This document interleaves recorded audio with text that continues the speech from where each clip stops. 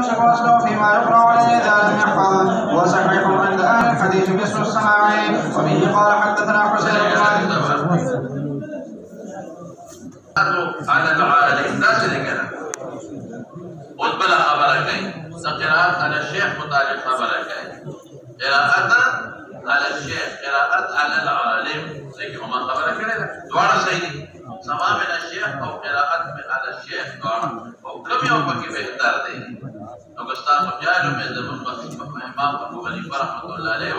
کہ مرتبہ قراءة على الشيخ افضل دا اور خبر میں بقي کڑی دی. وبه قال حدثنا حسين بن مهدي البصري وقال حدثنا عبد الرزاق قال يحفظ خبر دي قراءة كده سبك كلا بيانونه تمام مرویات تا رسیدلی د بل جانا او تا یاد ہونے کے یا دما کتاب در سره لري نه راځي کې دواړه صحیح اذا كان يحفظ كده يادي ما ارى حديث يقرأ دلول عليه بشيء بعد فعاله او يمسك اصله يا اصل الشيخ كتاب للمرويات فيما يقرأ عليه اذا لم يحفظ هو صحيح لله الحديث مثل السماع كسماع فشاد شبه. قال قرأت على عطاء بن ابي رباح فقلت له كيف اقول فقال قل حدثنا كيف اقول كذي شاگردان تخيب سبب ما كيف اقول تاتنا شاگردان تو کتاب بلا كفور او دا تقول شاگردان تو سبب ما قرأت على الشيخ او قل حدثنا هو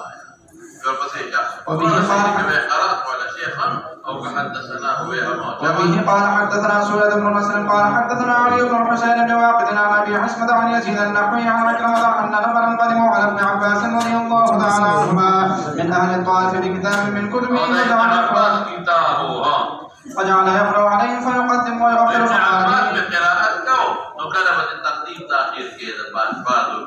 فقال اني بلغت لهذه المصيبة اني بلغت مانا لگا غلطی کی یوسف وینا کی جب ہمیں گڑا وڑا شوی دا دی مصیبت دی اخیرہ کی رون شوی مو او دی بیمار شوی مو فقرأوا علی تافرات ولولے زبو تقوک کیدم فإن اقراری به كقراءتي عليكم اقرار سے کتاب سے بولولے حضرت نعم ہوئے اقرار حکم ہے ثبوت پہ حکم كقراءتي عليكم. وبه قال حدثنا سويد قال حدثنا علي بن الحسين بن واقد عن ابي عن منصور بن المعتمر قال اذا ناول الرجل كتابه اخر فقال انوي هذا عني فله ان يرويه.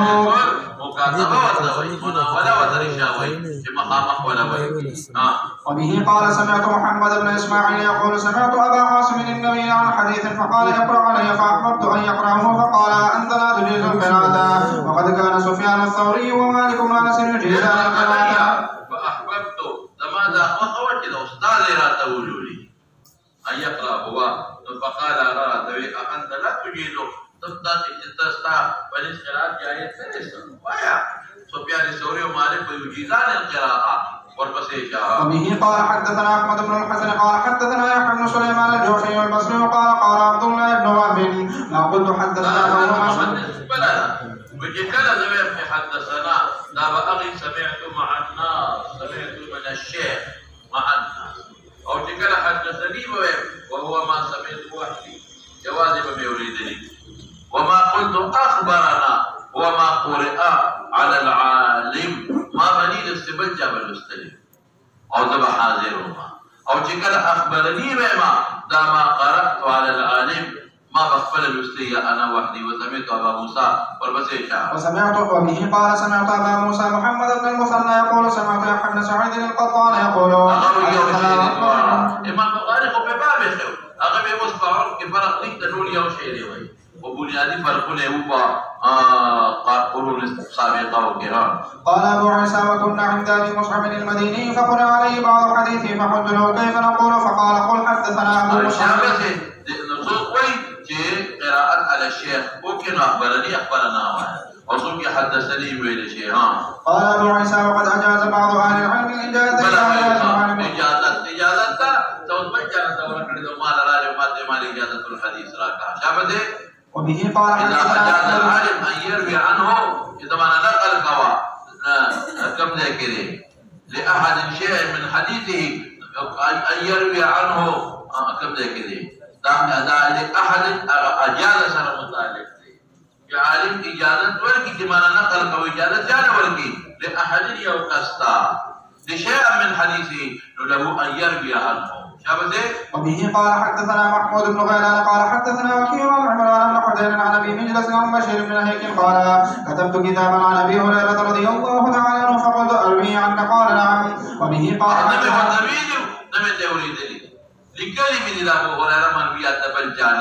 وبه قال حدثنا محمد بن اسماعيل الواسطي قال حدثنا محمد بن الحسن عن عوف الاعرابي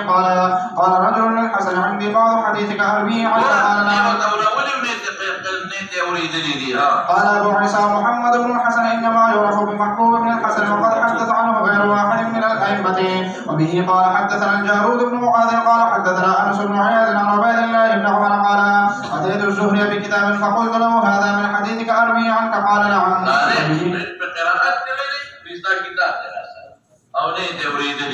وبه قال حدثنا أبو بكر عن علي بن عبد الله يعني حدث قال جوز ابو داود د تاهمات باندې قرائت کړی دی نو دغه بګی اجازه در نو تویل شي دا چې په دې کې ما تراغه طرف نه امام یادول شي په خپل استاد تاسو کوئی شي په خبره نظر پسې شه. جاء ابن جريج الى هشام بن عروه بكتاب فقال هذا حديث قال عنك قال حضرت حاکم نه دی مسند احمد خو نه دی نو موږ استادانو نه وی سید ابو عوانه موږ نه ویل دي نو تاسو ولکه استادانو په اجازه نه راکړي دي سر نه چې چا ویلي دی هغوی اجازت دی بیا بل بلې ټولو کې اجازت دی ته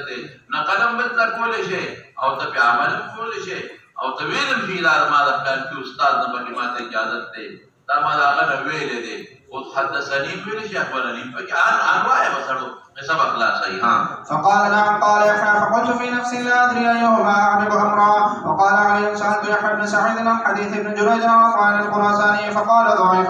فقلت انه يقول اخبرني قال لا شيء. ابو بكر عن علي بن عبد الله قال جاء ابن جريج هشام بن عروه بالكتاب فقال هذا حديثك ارويه عنك ارويه فقال نعم. فقال يحيى فقلت في نفسي لا ادري ايهما اعجب امرا كم يو عجب دي قراءات او في اجازته. وقال علي سالت يحيى بن سعيد عن حديث ابن جرير عن عطاء فقال ضعيف فقلت انه يقول اخبرني قال لا اخبرني الذي انما هو كتاب دفعه اليه جواز اشتاق روايات ضعيف دي. قال ابو عيسى والحديث اذا كان مرسل خبرك مرسل روايات سبب لري مرسل هو تبين ذلك تتوي باخره کې څه راغلي لکه تابعي وی قال رسول الله صلى الله عليه وسلم باغي بحث ترتكي ورپسې شاه. وبه قال حدثنا علي بن حجر قال اخبرنا بقيه بن الوليد عن عقبه اذا كان مرتبا لا يصح ان اكثر حديث قد ضعف غير واحد منهم بعد غير واحد غير كسان غير في نفسه غير روايه شابه سمع الزهري واسحاق بن عبد الله في فرمته سبت لگی جدر صحابي نے نقل کړی د نبی حجت صحابي او وسه پته لګي ما په ویډیو شپای د جوړه کې کړه د استاد بل تابعین کې فرق اسمشنا او کله د استاد بل یو تابعین غیر بل نه کوي مانوي حافظ ابن حجر سو یاد کړی دی هو دا سره خو دې نه کړه هو تابعین لا غری دي پکې نو کله د پمیاس کې د صحابین کې شپږ تابعین وي او تابعین کې فرق اسمه خلک حجاج ابن یوسف خو نه پکې نو بیا بس حافظ نقصان هم پکې ډېر دی نو دیو جن اکثر علما وایي چې مراسیل صرف د ثقات او حجت دي د بعض مراسیل خلق ته تبو کړی دا هغه مستند وندري دي. قال رسول الله صلى الله عليه وآله وسلم فقال الزهري قاتلك الله يا ابن ابي فروه تجيبنا باحاديث ليله لها ختم الذي واقع كل نشتا ختم اغه وایي چې اوه دې ټولي ازما اغه ته وایي چې استه ټولي وي پړی نشتا نو چې دا کوم پړی سمانا وای کنه ګټ چې یو ساوی پړی اغستا خرابوي تا ته پته کې دا زمانه دی او چې پړی نه پار طرف چلاړ نو پړی دا چې نسبت نشتا قائل تا د پړی په ذریعہ ساوی ما سره بل سدي علاقه ما سره ربط دی ما سره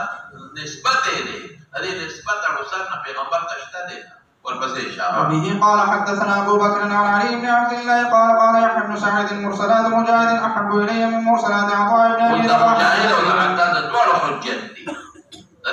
حجت دي دا ډېر زبردست ثقات دي او دا علماء تتبع کړل دي پسې هغه بل کې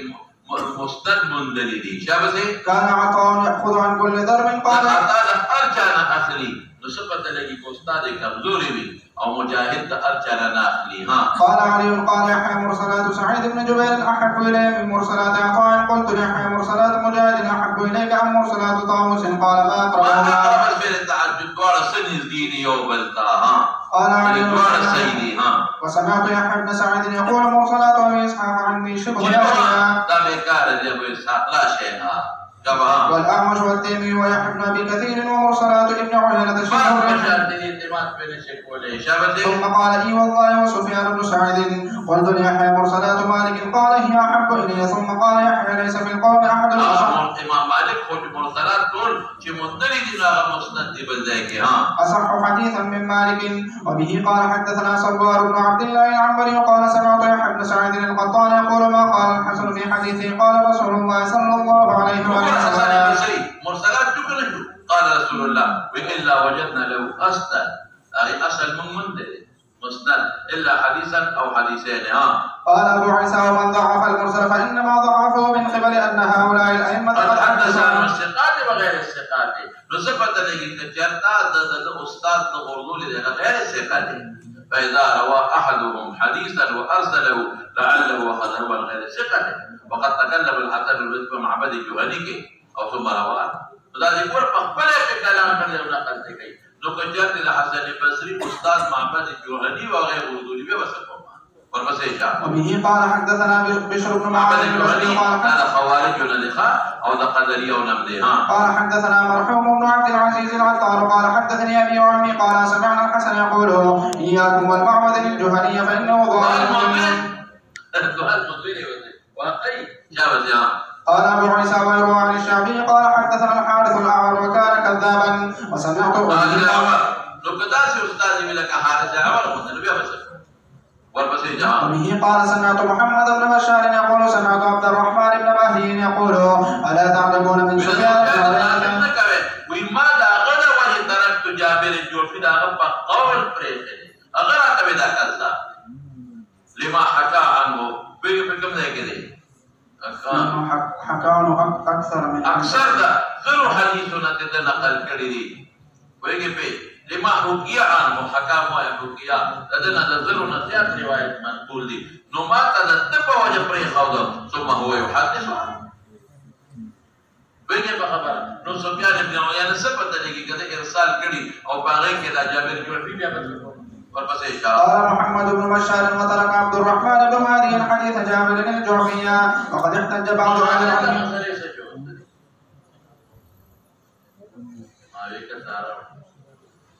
یعنی دا دومره په الفلام او خبيث دی کنه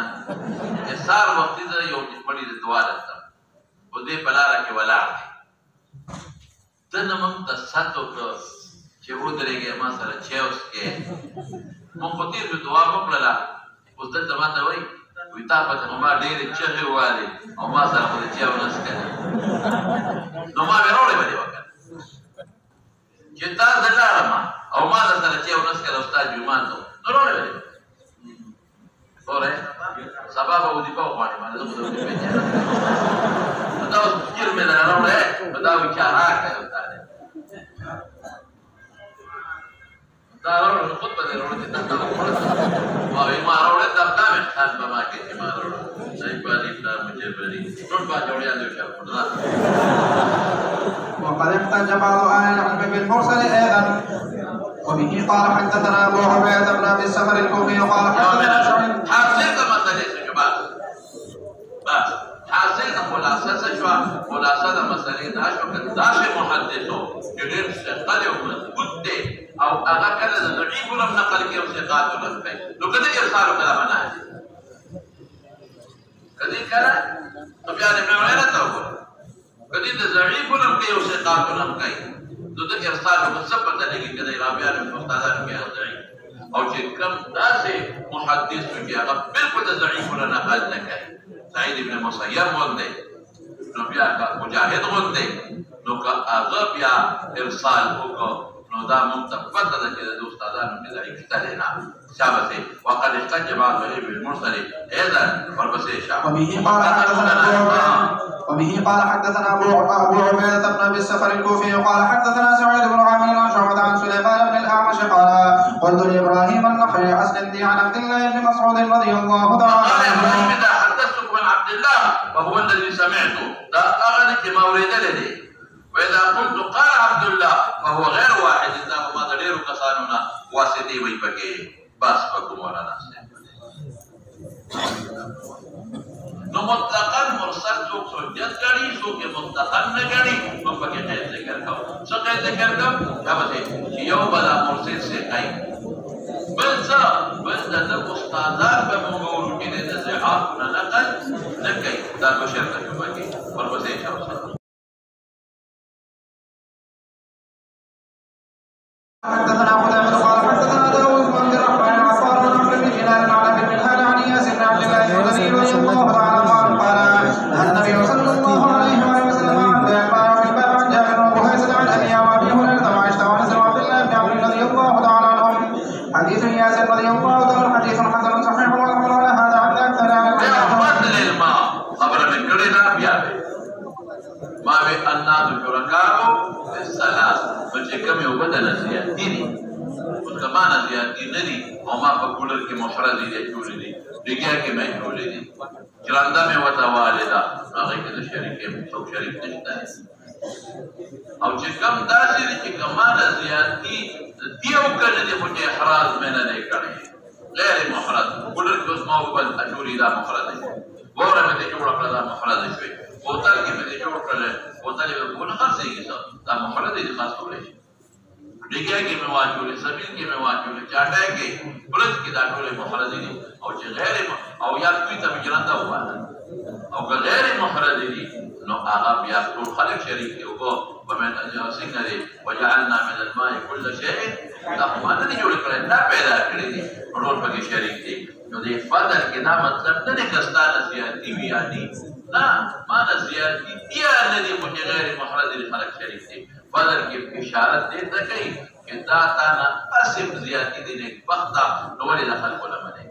دی دې ته اشاره دی نو ګور راویان دې ټول ثقات دي قياس ابن عبد المزني قال نهى النبي صلى الله عليه وسلم عن بيع الماء ومخر سوا الذين مرادهم كما قال مولانا سيبا محرزي نعم غير محرز تياتو ذكا انسان وتمحتاج لي دواب وتمحتاج لي يو خبر بدل انكوا شوه قلت لك كم هو خرصة والمنادي غير محرزي ده شرب تفارة كده شرب تفارة نو زمون اصل مسلک داری مولانا صاحب چې شرب لا خرص والمنع ولی دا جخمی وګړي ولی په خلکو په خپل څه کنه او شرب د انسانانو سکل شرب پټیو په واجب وته وایو نو زمون په نسبت باندې د احمد او د شافعي په نسبت باندې دا چا لپاره دي دا چې منع دي مخه سوا شرب لا فقط الله اکبر چاره پارا دغه خاصه ولې ځکه مجهول دي چې د پټي په سم خلکو او به خاصه محرز ابن خرص محمد دي خاصه خو چاره پارا شرب لنا بوتل خرصول شه ور خرصول شه شرب د پارا هغه وجه بلدا د شرب د پارا چې محرز شو په دې مالک ما لکه د پټیو پر نو باسما او بخل کو خاصو مجهولی دی او بدی سوکا کله لختیر ټکی کله نیوی کله کمی کله اصل څه پته نه او امام مالک سے وی نا شرب او شرب دا دوارو یو حکم دی شرب او شرب دوارو یو حکم دی نه بخاصه او مونږ وایو نه شرب له محرز خرصول شي او شرب لا نشي خرصولې و دې زمانه کې فتوا په جواز د شرب دا چې خرصول شي ځکه چې ټیک د جهالت پکې راځي ولې سبا تعامل د خلکو په دې دا مونږ څومره او به حکومت خلکو خرڅي کنه خرڅي نه نهرونو حکومت استریمون نه او په پیسې احتمالیا یا چې یو سړی ټیوبل استری نو په خلکو به خرڅي نو کله په دې ډک به کله به نیمګړې به او دا جهالت ممزل نه ګرځي اخر متقدر دا هغه جهالت چې مبذل داتا نه ګرځي او خلک یو بل سره باندې کې تساهل هم کوي نرمین په کې نو پدې کې نن سبا فتوا پدې دا دوه پسې شاه وفي الباب عن جابر بن ابو هيثم عن مسلم شريف کې او د ابو هيثم عن ابي حقار صحابي د ابو داود کې دی او د ابن ماجه ابو هريره ابن ماجه کې دی ابو هريره ابن ماجه کې دی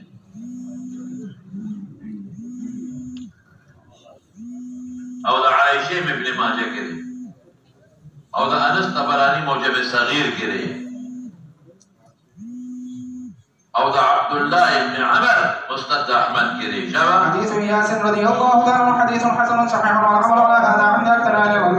انهم كرهوا بيع المال وقول ابن المبارك والشافعي واحمد بن اسحاق وقد رخص بعض اهل العلم في بيع المال منهم الحسن والبصري وبه قال حدثنا بس محرر خرصول شيء انت ما تكسجو شورف لا خرصول شيء وشيرم لا لا وما توصوي ابر باخلاص سكرا قال حدثنا ليس عن ابي الزناد عن الاعرج عن ابي هريره رضي الله تعالى عنه ان النبي صلى الله عليه وسلم قال لا يمنع فضل المال ليمنع به ليمنع به على عاقبته لا جلاله فسبب غيا بیا منکی ځکه معلوم ویلې مثالي کله غیا او خرنو بیا وبس کی نو دی وب منکی غیا نشي منې کولې د خلکونه نو خلک بیا غیا نه راځي کوو نشته نو دوه نقصان دی وکړل یو د هغه وب په خلکو منکړي او بیر دې سمانه کړل هغه مباح غیا ظلم دی وکړه هذا حديث حسن صحيح چې پردي پټي باندې او اخلي غاړه باندې ماته پټي باندې خرابې ورتا او چې پټي نه غیا ری چې فصل ته نقصان نه رسي الى غیر ذلك او ما جاء في كراهيه عصب الفحل او عصب خجول د ساند نو دې کې تقدیر به تمام کراهیت اجرت عصب الفحل سان خجول خو جایز دي ولدا دا خبر په چې رقم نه پیدا کیږي اجرت کی خبر ده کراهیت اجرت عصب الفحل فعل لو ضرب زي وبه قال حدثنا احمد بن منير وابو عمار قال حدثنا اسماعيل بن علي قال حدثنا علي بن الحكم عن نافع عن رضي الله عنه قال نهى النبي صلى الله عليه وسلم عن عصب الفحل التحريم ده عن كراء عصب الفحل عن اجرت عصب الفحل وكراء اجرت مقدر کا ولي ياخذ مني تخلص نو منی غیر متقومه ده به معلومه نه ده چې منی به ذکر بنوځي بل ته مقدور التسلیم تر ثبت لګي او بل ذاتي چې په ثبت لګي بچي ته پیدا کیږي کنه پیدا کیږي نو دې خبرې دي پکې یو منی غیر متقومه ده د قیمت شي نه خرڅولې منه او دوی مې سوې معلومه نه ده مقدور التسلیم نه چې دغه دا اخونا بسکارون شو کنه فحل اخوتوي ساند في الباب عن ابي هريره وانس وابي سعيد هريره نسائی کړي دانس په ترمذی کړي انس ترمذی کې دا ابو سعید داري پوښتنه کړي حديث ابن عمر رضي الله تعالى عنه حديث حسن صحيح وعمل على هذا عند بعض اهل العلم وقد رخص قوم في قبول الكرامه على هديه جتك اجرت ناله وأبد الأسس ذلك إذا لك دا يدا لك پیسے والا یا دا بوس والا یا دا وڑا والا او دے کوئی تکیدا وبه قال حدثنا عبد الله بن عبد الله الخزاعي البصري قال حدثنا يحيى بن آدم عن ابراهيم بن حميد الرؤاسي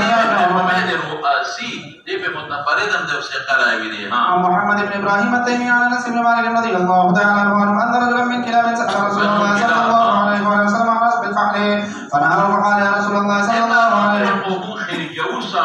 ساند لرا ترو خرجولو طویل کېږي موږ خرجو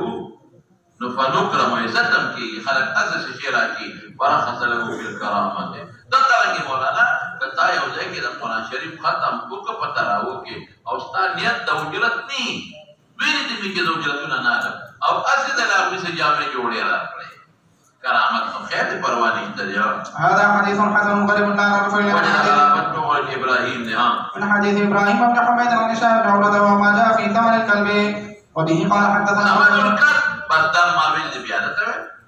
لخير المذاهب ده تمام ولذا احمد والشافعي سے سپي خرڅول مطلقاً ګناه ده، هر یو سپي چې وي هغه درې پکې ده مطلقاً سپي خرڅول ګناه ده. او زمون او د مالک صاحب پنیر دا هغه درې سپي خرڅولی شي او باقي به نه خرڅوي. درې خو ته معلوم دي که نه؟ ولې هغې کې رخصت دی په ساتلو کې. او که ته وایې غیر معقول اللحم دی نو خلق هم غیر معقول اللحم دی، خلک یې خرڅوي اخلي نه څه، اتیخ هم غیر معقول اللحم دی او خلک یې اخلي خرڅوي څه. موږ سره په نسایي کې د جابر روایت دی، ځان سره یې نوټ کړه. په نسایي کې سنن د نسایي کې جابر روایت دی، ان رسول الله صلی الله علیه وسلم نهى عن ثمن الكلب الا كلب سويد. نهى رسول الله صلى الله عليه وسلم نهى عن ثمن الكلب الا سويد كلب الا كلب سويد. نو په سويد باندې بیا موږ غوړ قیاس کوو. نهى رسول الله صلى الله عليه وسلم عن ثمن الكلب الا كلب سويد. دا په نسائي کې سند مضبوط دی. وبه قال حدثنا قتيبة قال حدثنا ليث عن ابن شهاب قال حدثنا سعيد بن عبد الرحمن المخزومي وغير واحد قالوا حدثنا سفيان بن عيينة عن الزهري عن رضي الله تعالى عنه قال نهى رسول الله صلى الله عليه وسلم عن ثمن الكلب ومال البغي وحلوان الشاهين. یا دو جواب کو، یا خود هغه درونه علاوه او یا دا په هغه زمانه محمول دی چې کومه زمانه کې به منع کېدله تشدید او قتل د کلابو کې یاد دي په هغه زمانه باندې محمول دی. او یا دا نهي به محمول کو په کراهیت تنزیهي چې هغه دریم خرڅوي اخلي بهتره نه ده، هغې پیسې مالې بهتره نه ده. نور خو ثابت دی راته شابه. هذا حديث حسن صحيح. وبه قال حدثنا محمد بن رافع قال حدثنا عبد الرزاق قال حدثنا نهى عن سماع ومهر البغي وحلوان الكاهن. اصل کې دا ماده رومه خبره ماته مضبوطه وکما اذا باغ زمانه باندې محمول کوم چې کومه زمانه کې تشدید کې د پامه لکه رستو وسره حرام ذکر شوی چې مهر البغي او حلوان الكاهن ودا د کراهیت تنزیهی دا خبره مرجوحه ده. او یا بتدري مستسقى كما عن ابراهيم بن عبد الله بن خالد عن سعيد بن يزيد عن رافع بن رضي الله تعالى عنه ان رسول الله صلى الله عليه وسلم قال كسب الحجام خبيث ومهر البغي خبيث. كسب البغي اجماع شيء جائز. كسب الحجام حج پیغمبر مبارک صدر راشي مقبل حجام کا اجرت ورکړي.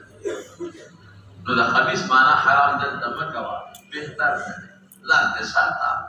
د خپل سړي د خلک په معاشره کې خنه ګوري. مهر البغي او ثمن الكلب دو سر پسې. باب عن عمر بن مسعود وجابر بن ابي هريره وابن عباس وابن عمر وعبد الله بن جعفر رضي الله عنهم. طبراني او ابن مسعود دواړه طبراني موجب کبیر کې دي. د جابر مسند احمد او مسلم کې دي. ابو هريره سعيد ابن حبان کې دي. ابن عباس مسند احمد ابو داود کې دي. ابن عمر حاکم مستدرک د حاکم کې دی. عبد الله بن جعفر نسائی کې دی. حديث رافع رضي الله عنه حديث حسن صحيح والعمل على هذا عند اكثر اهل العلم كلمه ثمن الكلب وقول الشافعي واحمد واسحاق وقد رخص بعض اهل العلم في ثمن كلب السعيدي. هذا تويل مالك وامام شيخ البخاري. وما جاء في كسب الحجام. وبه قال حدثنا قتيبة عن مالك بن انس عن ابن شهاب عن ابن محيصة اخي بني حارثة عن ابي رضي الله تعالى عنه انه يستأذن في جارة الحجام فنهاه عنها فلم يزل يسأله ويستأذنه حتى قال يعرفنا ضحك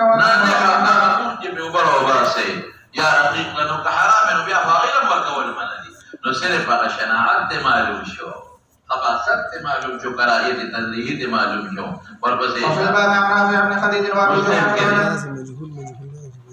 ابو جحیفہ بخاری کے دے جابر مسند احمد کے دے صاحب ابن ابي حاتم بكتاب العلل کے دے. حديث محيصة رضي الله عنه حديث حسن والعمل على هذا عند بعض اهل العلم. وقال احمد ان سالني حجام نهيته واخذ بهذا الحديث باب ما جاء من الرخصة في كسب الحجام. وبه قال حدثنا علي بن حجر قال حدثنا اسماعيل بن جعفر بن محمد قال سئل انس رضي الله تعالى عنه عن كسب الحجام فقال انس رضي الله تعالى عنه احتلم رسول الله صلى الله عليه وسلم وحجبه ابو طيبة فامر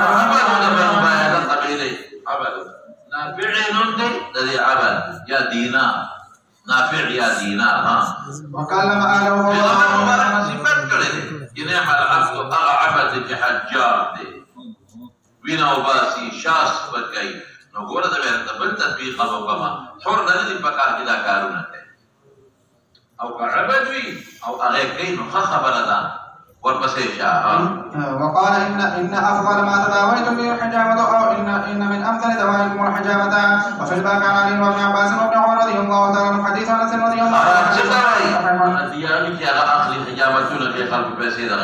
وقد رقص بعض أهل العلم من أصحاب النبي صلى الله عليه وسلم. ابن عباس بخاري مسلم كده او ابن عمر بخاري مسلم ترمذي ټولو کې دي شابه وغيرهم في كسب الحجام وقول الشافعي وما جاء في كراهية ثمن الكلب والسنور. سنور بشوطه وي باتفاق رجلانه اغشت الخرص والجائز دي شابه. وبه قال حدثنا علي بن حجر بشرط غير منتفي ذاتي بشوي چې سفیده پکې نه بعد خلک اخلي مګي خو یسیله بشوي او خلک کور کې مګي بیا خیر دی قال حدثنا عيسى بن يونس عن الأعمش عن أبي سفيان عن جابر رضي الله تعالى عنه قال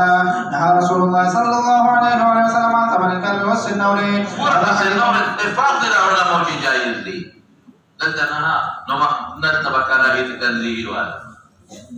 دوال يوم ذكر شو كذا هذا حديث في إسناده اضطراب وقد روي هذا الحديث عن الأعمش عن بعض أصحابه عن جابر رضي الله تعالى عنه. والضرب على الأعمش في رواية هذا الحديث وقد كره قوم من أهل العلم ثمن الهر ورخص فيه بعض ما قال أحد إسحاق وروى ابن فضيل عن أبي هريرة رضي الله تعالى عنه عن النبي صلى الله عليه وسلم بغير هذا الوجه. وبه قال حدثنا يحيى بن موسى قال حدثنا عبد الرزاق قال حدثنا عمر بن زيد السمعاني منكر الحديث ضعيف ومخالفة ثقاتنا كي عن أبي الزبير عن جابر رضي الله تعالى عنه قال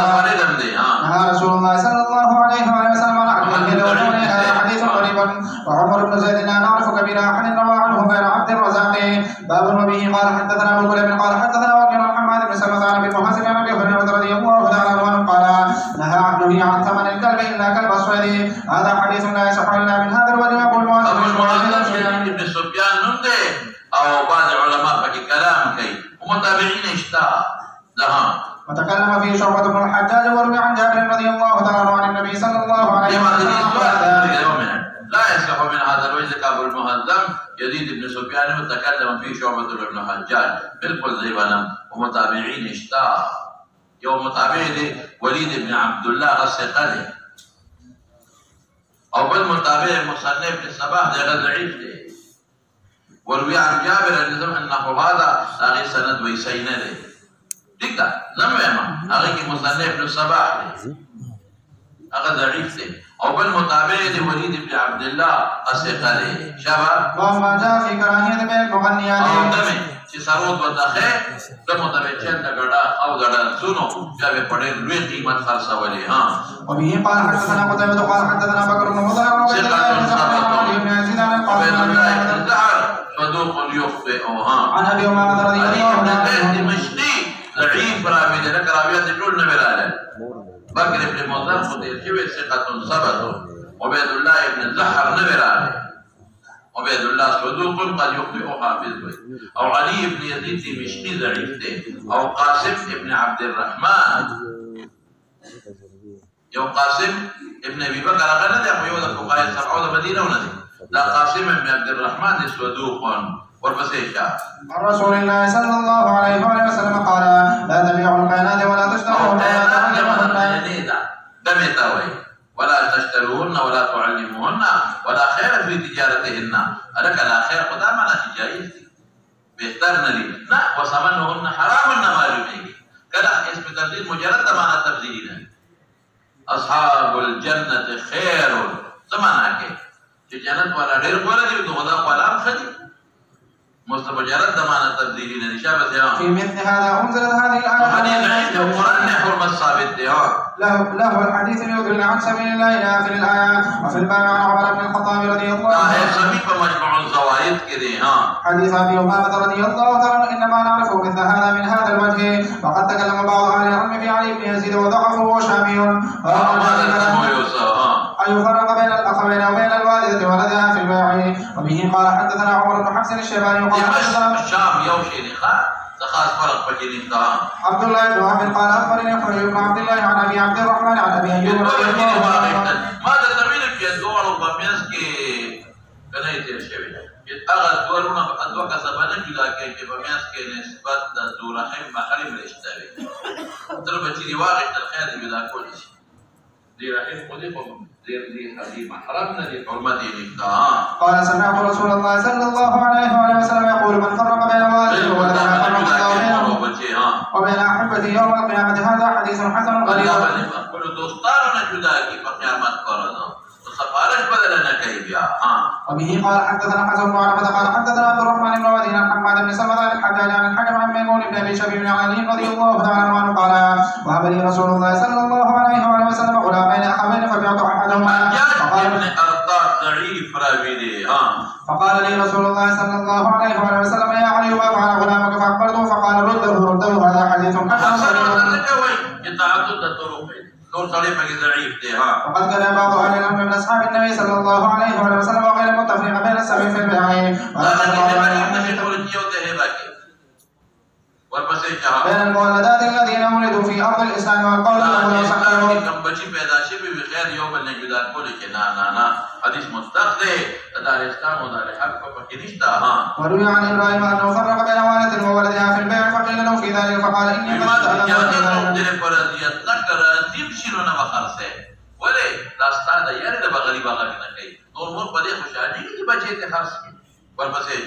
باب ما جاء في من يشتري العبد ويستبيعه ثم او اغنى دي غلا اغنى استعمال کر دیاڑی دی پیو پر پیسے دی پیو گٹلے او بیا پکے عیب واپس کے تاسو پیګه نو سجل وکي او خو چې شراء په وخت کې د عیب نه نوې خبر کله شراء په وخت کې د عیب نه خبر وي بیا نشي واپس کوي. نو آیا هغه قلب اصلي که واپس کېبا هغه ستاده ومغه د پيو د مسرات خبره ده کنه تیر شوی دی ورا روانه دی. وبه قال حدثنا محمد بن المثنى قال حدثنا عثمان بن عمر وعن الحديث عن ابي ذئب بن مخلد بن خفاف عن عروه عن عائشه رضي الله تعالى عنها ولم ان رسول الله صلى الله عليه وسلم قضى ان الخراج بالضمان. هذا حديث كل زمان دی شو چې خراج په مقابل د زمانه کې څه مطلب چې کدا عبادت سره مړ وي نو عیبین د اسمو د لګو پیسو دا پړې واغشتري متاوات پتاو نو پیدا استا تکړه موایو کدا کډه چې لې چې پیره دې غشتري مسرات کدا سره مړوا اوانه پتاو دا عیبین خرڅه کړی دا نو کټه استا دا ما دلیل شو کړه الغرم بالغنم والخراج بالزمان. الګا یا دا خبر او که حدیث کې راغلي د بدل بیا ما مسرات راشد لا که حدیث کې راغلي چې وسره ساور کا قرآن ما هغه اجرت نه دی دا غپایو دا بدل دا غپایو نه دی هغه صرف استحباب دی چې واپس کې خپکی مسلمان ورور دی دښي وسره ورکا. وقد روي هذا الحديث من غير هذا الوجه والعمل ولا هذا عند اهل العلم. حدثنا ابو سلمة بن حرب قال حدثنا عمر بن علي عن هشام بن عروه عن ابي عائشه رضي الله تعالى عنها ان النبي صلى الله عليه وسلم قضى ان الخراج بالضمان. وهذا حديث صحيح غريب من حديث هشام بن عروه. طواني پتا شابه روڑے نه خورل چې استعمال دغه هغه مسرات طریقه یا نه ورکړي ورپسې وقال محمد بن اسماعيل هذا الحديث من حديث عمر بن علي وقد روى مسلم بن خالد الزنجي وهذا الحديث دا پکې نه ویل مسلم ابن خالد الزنجي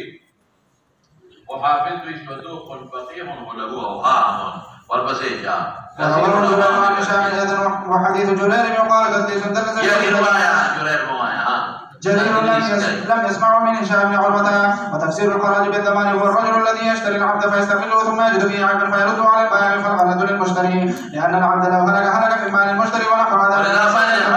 دا سيد دا کې نشتا د جرير په دې کې شته نه يكون فيه الخراج بالضمان وما جاء من الرخصة في أكل الثمرة للمار بها. چې سړی په لار تیریږي او د ولې نه میوه غورځېدلي نو خیر دا خوړی دا عرف فقط کې محمود هغه عرف ولا وجه بلکه په میوه باغ کې پرتا و چې په بغیر نه کا وګوروسم کما یو په خپل ځمکه پرتای او مالک په غږ نه کوي یا هغه مخ کې داخله نه غږ نه کوي نو چې دوا او که مالک په خپکیږي نه پرته هغه عرف دې زمانه کې څو غاڼه تور شي غني کوي او په نه خپکي یا کوړه راوته هغه تر کې او د کوړه خوري نو په نه خپکیږي تاسو ته ضرورت نشته او کوړې ځان سره تاسو پکې بیا دعوت لله والمسيجة. وبه قال حدثنا محمد بن عبد الملك بن ابي شوارب قال حدثنا احمد بن سليمان عن عبيد الله بن عمر عن نافع عن ابن عمر رضي الله عنه. بن سليم ثقة.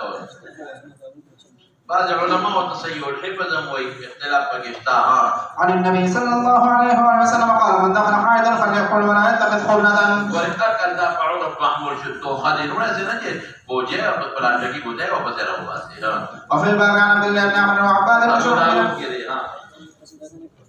عباد بن شرحبيل دادري ولا أبو داود كده. عبد الله بن عمر عباد بن شرحبيل ورافع بن عمر. وعمر مولى أبي اللحم مصطفى أحمد كده.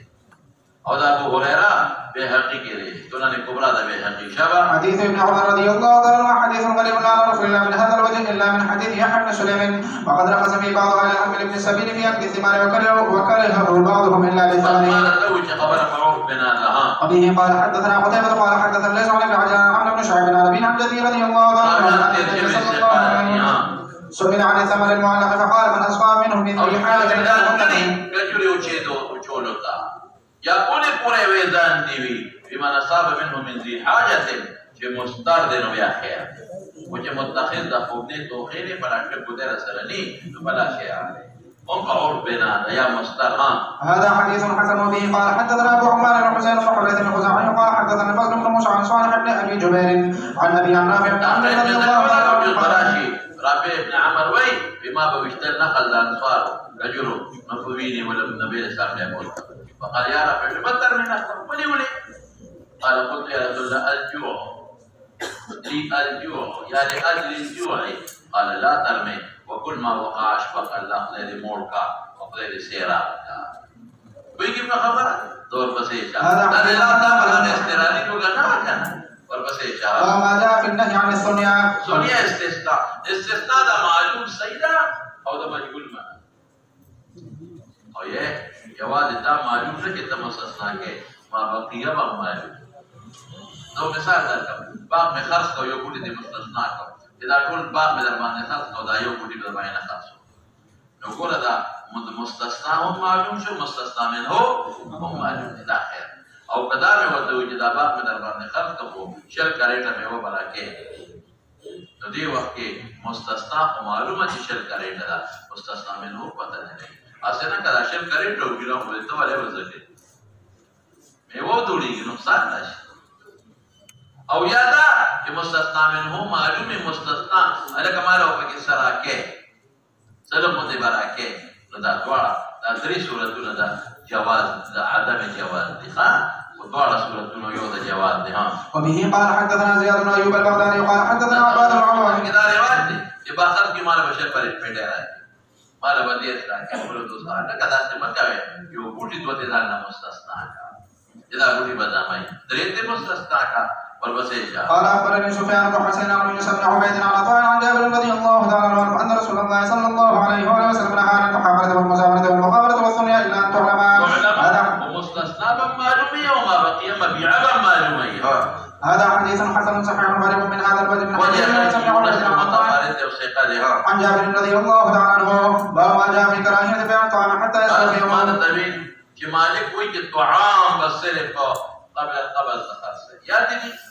शाफी वही अरसीज़ और इमाम मोहम्मद المسردي और ज़मान बोला अहमद इब्न हम्बल अबू यूसुफ मरीज़ बांधे منقولات قبل القبض خاصة والمنري باقي هذه وجه में बेटे सकता है हालात पके शायद दे और منقولات غير منقولات के हालात देर ना देर दे हाँ. وبه قال حدثنا قتيبة قال حدثنا حماد بن زيد عن عمرو بن دينار عن طاووس عن ابن عباس رضي الله تعالى عنه أن النبي صلى الله عليه وسلم قال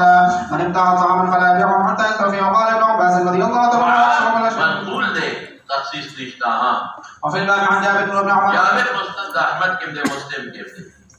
ابن عمر بخاری کے دے हाँ. حديث ابن عباس رضي الله تعالى عنه حديث حسن صحيح والعمل على هذا عند أكثر أهل العلم كره بيع الطعام حتى يقبضه المشتري. وقد رخص بعض أهل العلم في من ابتاع شيئا مما لا يؤكل ولا يشرب مما لا يؤكل ولا يشرب أن يبيعه قبل أن يستوفيه. وإنما التشديد عند أهل العلم بالطعام وهو قول أحمد أحمد إمام سيد سرور باب ما جاء في النهي عن البيع على بيع أخيه. كما بيقول يركون وتراجيل الدول راغلي أو كنيرة غلي نبي آدم يزيد في غمر مبارك له وبه قال حدثنا قتيبة قال حدثنا ليس عن نافع عن ابن عمر رضي الله تعالى عنه عن النبي صلى الله عليه وآله وسلم قال لا يبيع بعضكم على بيع بعض ولا على خطبة بعض وفي الباب عن ابي هريرة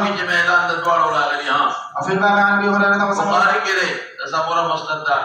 حديث ابن عمر رضي الله تعالى عنه حديث حسن صحيح وروي عن النبي صلى الله عليه وآله وسلم انه قال لا يشم الرجل على صوم اخيه وما ربه في هذا الحديث عن النبي صلى الله عليه وآله وسلم عن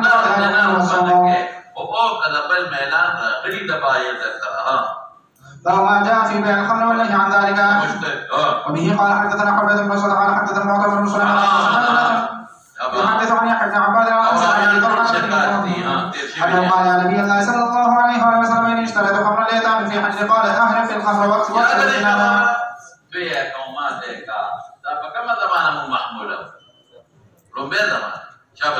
وفي الباب عن جابر بن عائشة عائشة دا اصفهانی کتاب دے الترغیب و ترغیب پارے کرے ابو سعید مسند احمد کرے ابن مسعود طبرانی موجب کبیر کرے ابن عمر ابو داود ابن ماجہ کرے دانس ترمذی کرے حديث ابي طلحه رضي الله تعالى عنه والثوري هذا الحديث عن السدي عن يحيى بن عباد عن انس رضي الله تعالى عنه ان ابا طلحه رضي الله تعالى عنه كان عنده هذا صح من حديث ليس. وبه قال حدثنا محمد بن بشار قال حدثنا يحيى بن سعيد قال حدثنا سفيان عن السدي عن يحيى بن عباد عن انس بن مالك رضي الله تعالى عنه قال سئل رسول الله صلى الله عليه وآله وسلم عن اتخذ الخمر خلا قال لا هذا حديث حسن كما زمانك حرمت راغله دور قرون ما ویلو کہ خیر خلکم خلو امركم ياتي كذا ضرب تفصيل بين الشباب. وبه قال حدثنا عبد الله بن عمر قال سمعت ابا عاصم عن شبيب بن مشران عن انس بن مالك رضي الله تعالى عنه قال لعن رسول الله صلى الله عليه وآله وسلم في الخمر 10 عاصرا ومغتسلا وشربا وحاملا والمعصوم والسامرا. كذا اذكر بدي خيال نجور ديك خمر دجو مقدمه حرام معتصر كبلنا طلب کے اجرا شمال نجور کا خمر جو شارب سن کے حامل شراب چالوڑے محمول الیه ویږي چې شراب چاله وړلی شي هغه انسان ساقي داري کې په بلې شي بایع د خمرو اکل زمانو مشتری لها سو شراب بل چاله دي مشترات دلا غشتنی کیږي بلې وکیل کړي.